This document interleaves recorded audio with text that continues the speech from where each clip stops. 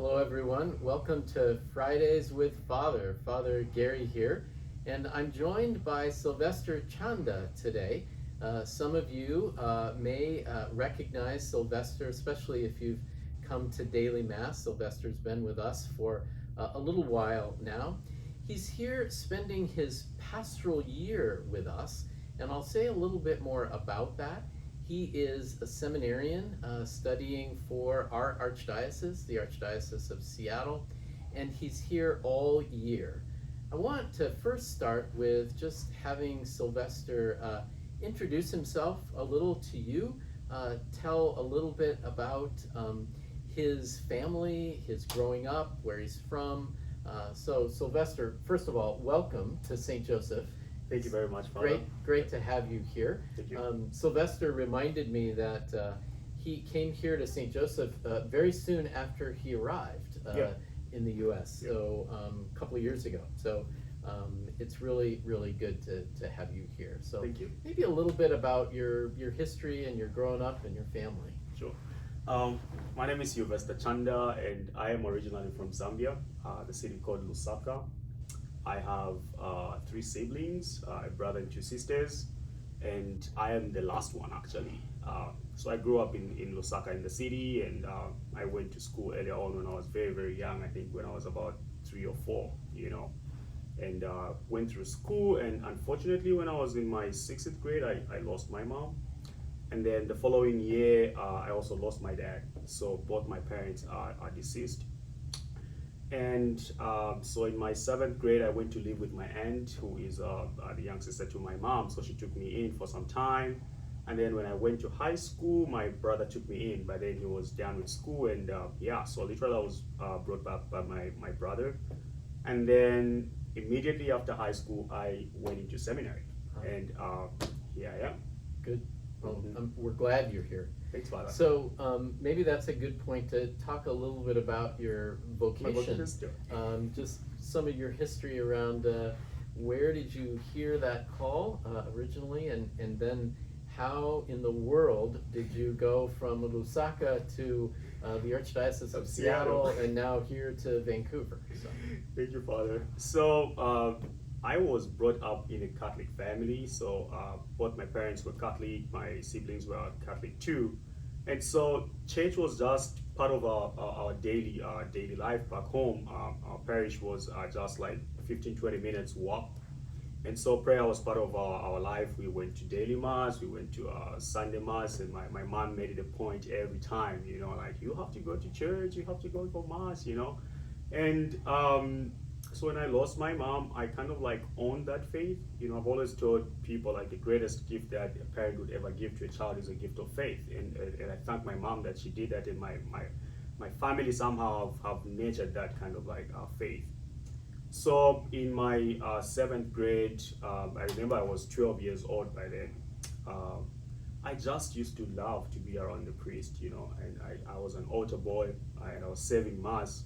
And every time the priest would say the words of consecration and he elevates the host, that just used to blow my mind, And every time I would look at that so intently, and deep down within my heart, I was just like, I want to do that when I grow up, And little did I know, bit by bit, God was calling me to consider discerning the priesthood.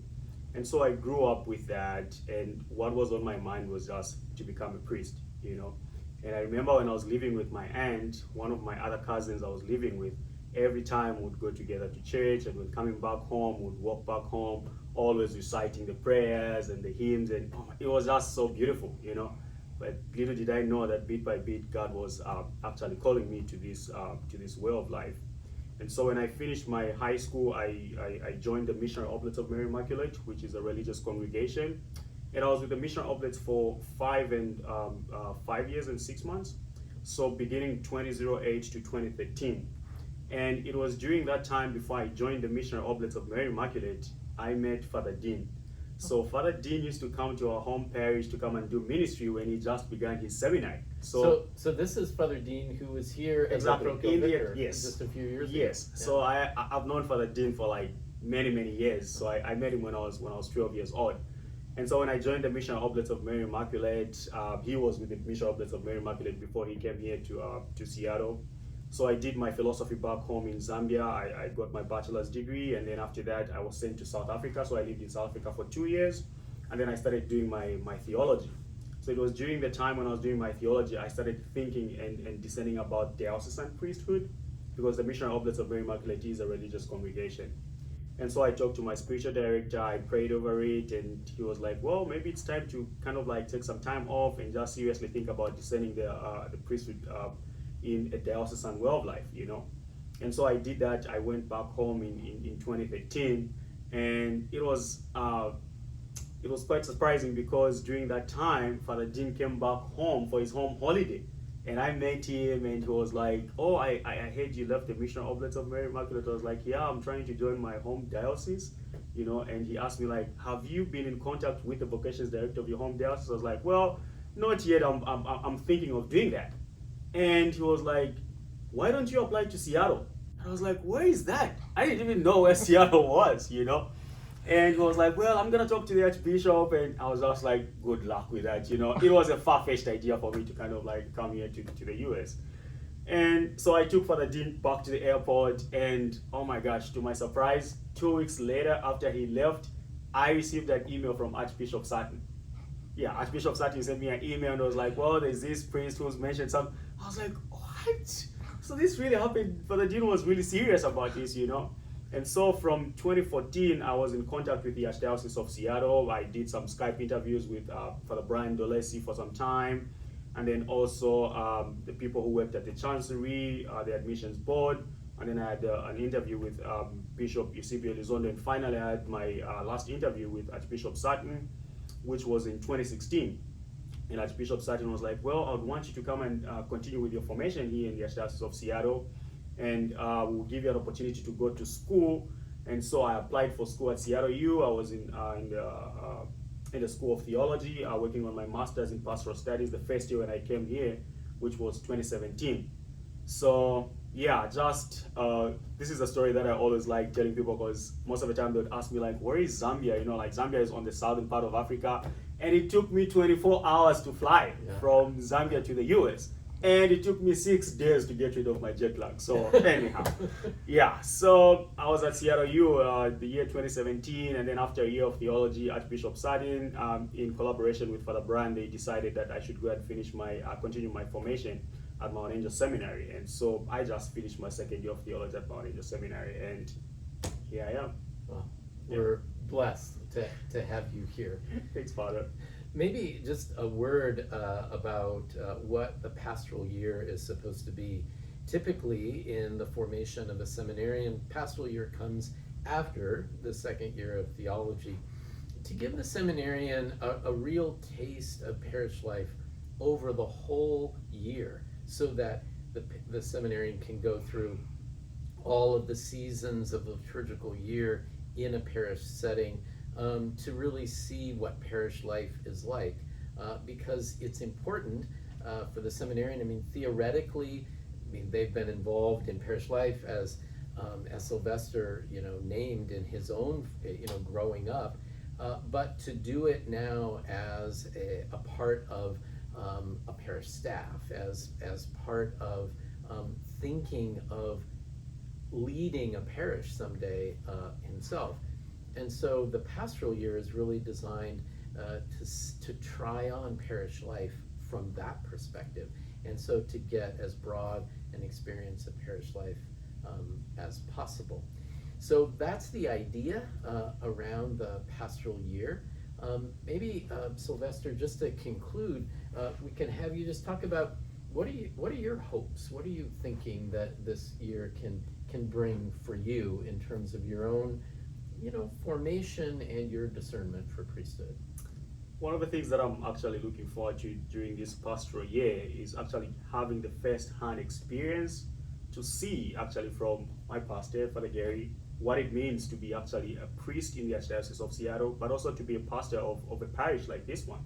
So for me, I'm hoping to learn that and just kind of like help me in my own discernment as I continue with my formation.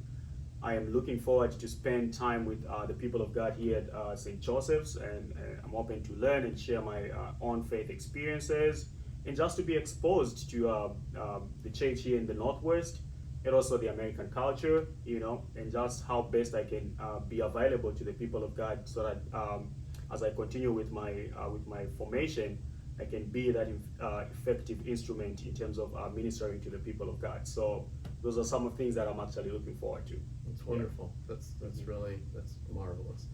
Yeah. You inherit a tradition here at St. Joseph where the people of God have I think formed some good priests over the years who have done their pastoral year with us. Father Chad Green, you may remember, did his pastoral year here.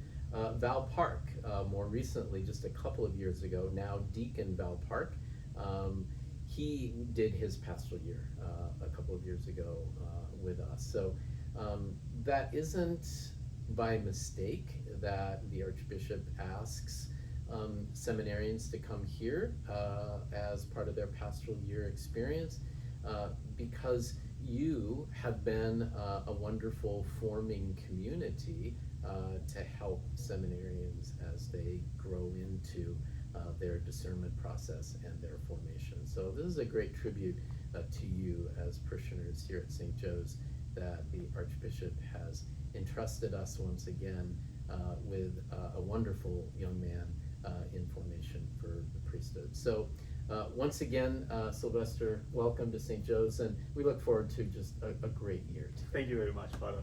Thank you.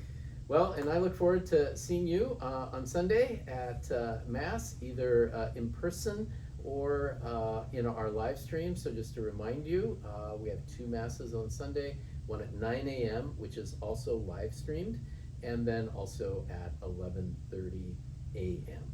So that's it for this version of Fridays with Father. Have a blessed weekend, everyone. See you on Sunday.